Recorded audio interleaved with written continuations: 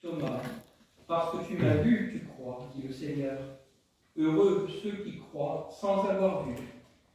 Alléluia, Alléluia, Alléluia, Alléluia, Alléluia, Alléluia, Alléluia, Alléluia.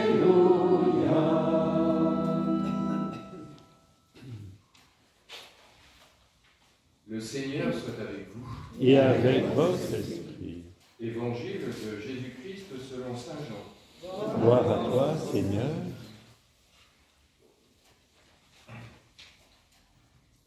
C'était après la mort de Jésus. Le soir venu, en ce premier jour de la semaine, alors que les portes du lieu où se trouvaient les disciples étaient verrouillées par crainte des Juifs, Jésus vint et il était là au milieu d'eux. Il leur dit : La paix soit avec vous. Après cette parole, il leur montra ses mains et son côté. Les disciples furent remplis de joie en voyant le Seigneur. Jésus leur dit de nouveau : La paix soit avec vous. De même que le Père m'a envoyé, moi aussi je vous envoie. Ayant ainsi parlé, il souffla sur eux et il leur dit : Recevez l'Esprit Saint. À qui vous remettrez ses péchés, ils seront remis. À qui vous maintiendrez ses péchés, ils seront maintenus. Or l'un des 12, Thomas, appelé Didyme, c'est-à-dire jumeau, n'était pas avec eux quand Jésus était venu. Les autres disciples lui disaient : Nous avons vu le Seigneur. Mais il leur déclara : Si je ne vois pas dans ses mains la marque des clous, si je ne mets pas mon doigt dans la marque des clous, si je ne mets pas la main dans son côté, non, je ne croirai pas. 8 jours plus tard, les disciples se trouvaient de nouveau dans la maison et Thomas était avec eux. Jésus vient, alors que les portes étaient verrouillées, et il était là au milieu d'eux. Il dit : La paix soit avec vous. Puis il dit à Thomas : Avance ton doigt ici et vois mes mains. Avance ta main et mets-la dans mon côté. Cesse d'être incrédule, sois croyant. Alors Thomas lui dit : Mon Seigneur et mon Dieu. Jésus lui dit : Parce que tu m'as vu, tu crois. Heureux ceux qui croient sans avoir vu. Il y a encore beaucoup d'autres signes que Jésus a fait en présence des disciples et qui ne sont pas écrits dans ce livre. Mais ceux-là ont été écrits pour que vous croyiez que Jésus est le Christ, le Fils de Dieu, et pour qu'en croyant, vous ayez la vie en son nom. Acclamons la parole de Dieu. Louange à toi, Seigneur Jésus.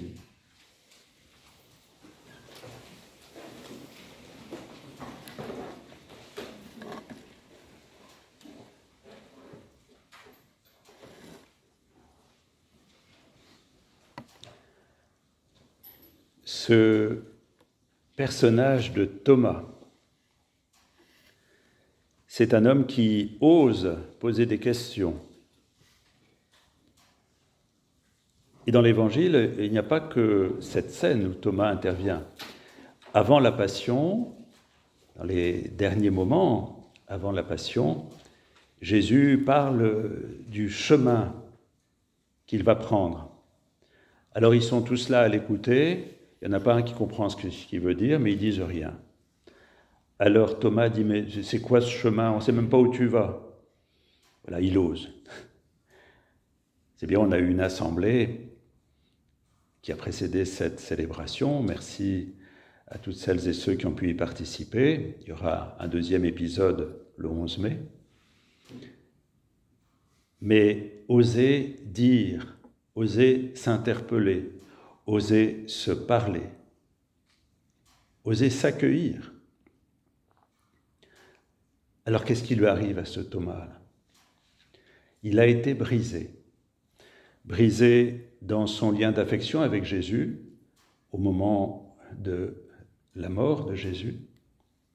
Brisé dans son espérance, il faisait confiance à Jésus, puis voilà que Jésus devait emmener tout le groupe et puis bien plus largement tout un peuple vers la liberté, vers un retour à l'essentiel, vers une ère nouvelle.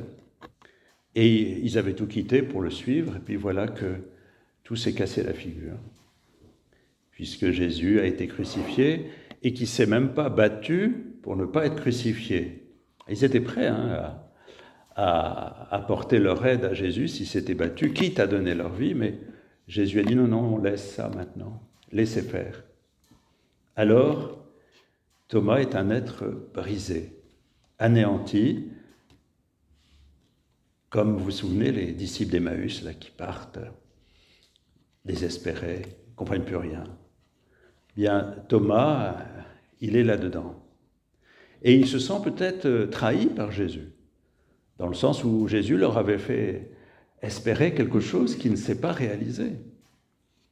Et donc il arrive avec tout ce poids, peut-être de colère même. Il y a des gens quelquefois qui sont en colère parce qu'un de leurs proches est mort. Ils sont en colère contre ce proche. Pourquoi le pape François est mort ? Il était là dimanche dernier. Et alors Thomas, il vient avec tout ça, et on l'appelle le jumeau. Hein ? Thomas veut dire jumeau. De qui est-il le jumeau ? Moi, je me suis dit peut-être qu'il est un peu le jumeau de Jésus, dans le sens où il s'est tellement, il a tellement intégré ce que Jésus disait qu'il s'est complètement fusionné avec le projet de Jésus, et ça devient comme un jumeau. Alors quand un jumeau perd son jumeau, c'est catastrophique. Donc peut-être Thomas est encore plus atteint que tous les autres parce qu'il a perdu son jumeau. Bon, c'est une élucubration, mais qui peut avoir son sens. Thomas le jumeau. Alors quand on lui dit que Jésus, il est apparu, qu'ils l'ont vu, qu'il est ressuscité, il dit, ah là là, attention, hein, attention, on ne va pas me la jouer. Moi, je veux bien le croire, mais il faut d'abord que je puisse m'appuyer sur ce que je vois. Qu'est-ce qu'il y a derrière ça ?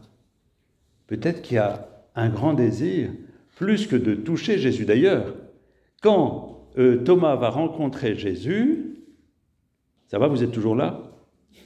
Quand Thomas va rencontrer Jésus, il ne va pas le toucher. Les tableaux nous représentent comme s'il mettait sa main, mais ce n'est pas vrai, le texte ne dit pas ça.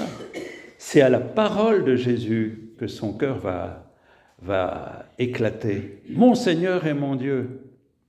Mais qu'est-ce qu'il demande Thomas ? Plus que de toucher Jésus, bien, c'est d'être touché par Jésus.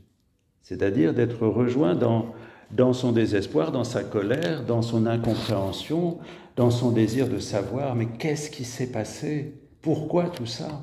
Où va-t-on ? Pourquoi est-ce que tu es mort ? Quel est le projet ? Comment il va s'accomplir ? Il a envie d'être touché par Jésus pour pouvoir de nouveau être tellement proche de lui. Alors il est brutal, Thomas, parce que c'est son style, hein. Il ne prend pas de forme. Comme il avait dit, mais c'est quoi le chemin, puisqu'on ne sait même pas où tu vas ? Là, il dit, voilà, moi je veux le toucher. C'est-à-dire, je veux qu'il me rejoigne. Comme il vous a rejoint apparemment, vous, qui étiez là la semaine dernière. Enfin, c'est pas à vous que je parle, c'est dans l'Évangile. Hein. Voilà. Thomas demande à être accueilli. Accueilli par Jésus dans son grand désarroi, et dans ce qu'il commence à sentir comme peut-être quelque chose, puisqu'on a dit qu'il était vivant, mais alors, qu'est-ce que ça veut dire ? Viens me toucher, Seigneur, viens me faire sentir que tu es vivant pour moi. Et Jésus, bien sûr, il consent à cette demande. Jésus, il va accueillir la demande de Thomas, parce que Jésus veut nous accueillir, chacun et chacune d'entre nous, avec tout ce que nous sommes, avec nos combats, avec nos incompréhensions, avec nos échecs, avec nos désirs, avec notre espérance, avec nos rêves. Le Seigneur, il a envie qu'on vienne tout entier à lui pour pouvoir nous toucher dans ce qui est le plus profond de ce que nous sommes.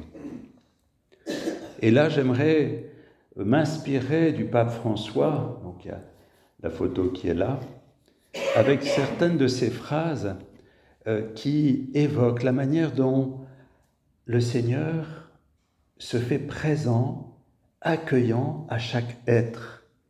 Il paraît, on a entendu des gens qui ont parlé, des journalistes aussi, qui ont dit, mais quand on était en face de lui, le pape François, il ne voyait que nous. Parce que les hommes politiques, vous savez, ils vous regardent, mais ils regardent déjà le suivant pour voir qu'est-ce qu'il va lui dire. Donc, ils vous regardent distraitement. Voilà. On disait que... j'ai vu, par exemple, Jacques Chirac, à un rassemblement de gens qui vendaient des pommes. À chaque fois qu'il passait devant quelqu'un, il disait « Elles sont bonnes les pommes cette année hein !» Puis déjà, il regardait le suivant « Elles sont bonnes les pommes cette année hein !» Donc c'est très bien. Mais je ne suis pas sûr que dans ce « Elles sont bonnes les pommes cette année », il y avait une véritable rencontre. Mais c'était sympathique. Voilà. Jésus, dit le pape François, quand Jésus s'approche, quand Jésus accueille, il se fait tout proche et donne son amour avec toute la tendresse possible. Jésus, comme rassemble tout son amour pour la personne qui est devant.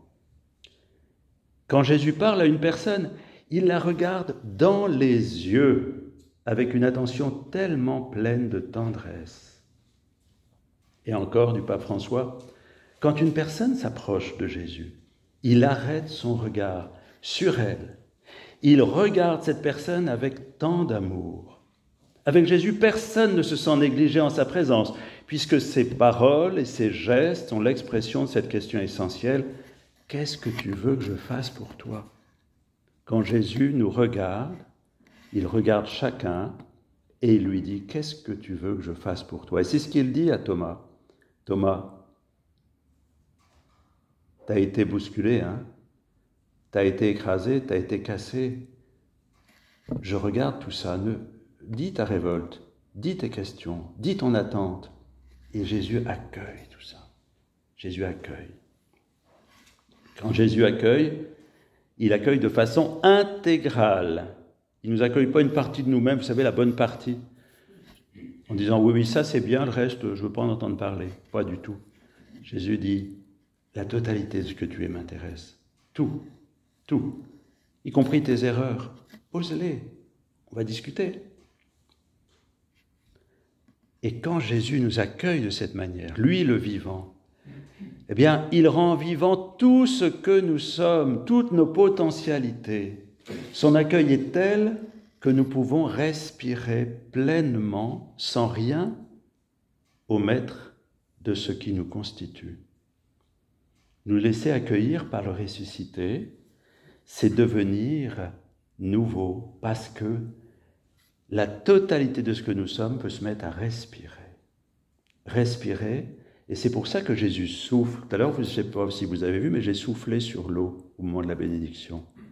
Jésus souffle sur nous son esprit d'amour, et dans tout ce que nous sommes, il nous fait renaître. Alors, à notre tour, nous pouvons devenir accueil les uns des autres et de tous et de chacun.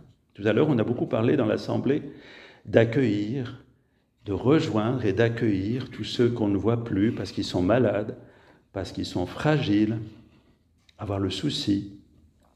On a parlé de nos repas partagés qui devraient être plus ouverts et peut-être trouver de bons moments pour se retrouver avec des gens qu'on ne voit pas, qui ne sont pas forcément chrétiens, qui sont de notre quartier.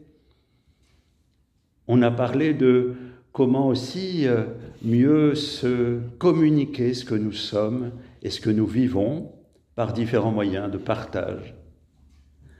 Eh bien, Thomas et tous les apôtres se sont sentis tellement accueillis, tellement aimés, qu'ils n'ont eu qu'un désir, c'était de communiquer cet amour. Et on dit que Thomas est allé jusqu'en Inde du Sud. L'Inde du Sud dit que c'est Thomas qui l'a évangélisé, qui a porté la bonne nouvelle. Et puis ils sont partis, les uns à Rome, les autres ici, les autres là, parce qu'ils n'avaient plus besoin de se cacher, parce qu'ils savaient que leur sécurité la plus profonde, elle était dans ce regard du Christ posé sur eux. Alors à notre tour, eh bien, je vous dirai un dernier passage du pape François, qui est une belle interpellation qui finit le dernier livre qui est paru, où il a participé, qu'il a écrit avec quelqu'un, qui s'appelle Espère, qui est paru ici en 2025. Alors voilà ce que dit François. Si nous nous laissons rejoindre par Jésus comme Thomas, alors nous utiliserons nos yeux pour voir l'autre. Nous utiliserons nos oreilles pour entendre et accueillir l'autre, pour écouter le cri des petits, des pauvres, de celles et de ceux qui redoutent l'avenir, qui se sentent déclassés, rejetés, sans valeur, blessés. Et après notre regard, après notre écoute, au-delà de nos paroles, il y aura notre action. Car la tendresse, selon Dieu, n'est rien d'autre que l'amour qui se fait proche, qui se fait concret, qui se fait acte. Voilà une dernière parole forte de François, qui transmet juste le message du Christ. Les chrétiens des premiers temps, ils n'étaient pas plus forts que nous, tout aussi fragiles, peut-être plus, mais ils se sont laissés accueillir, visiter, envahir par la puissance de la résurrection, et ils sont devenus porteurs de l'accueil même du Seigneur, de la puissance de son amour. Alors, allons-y.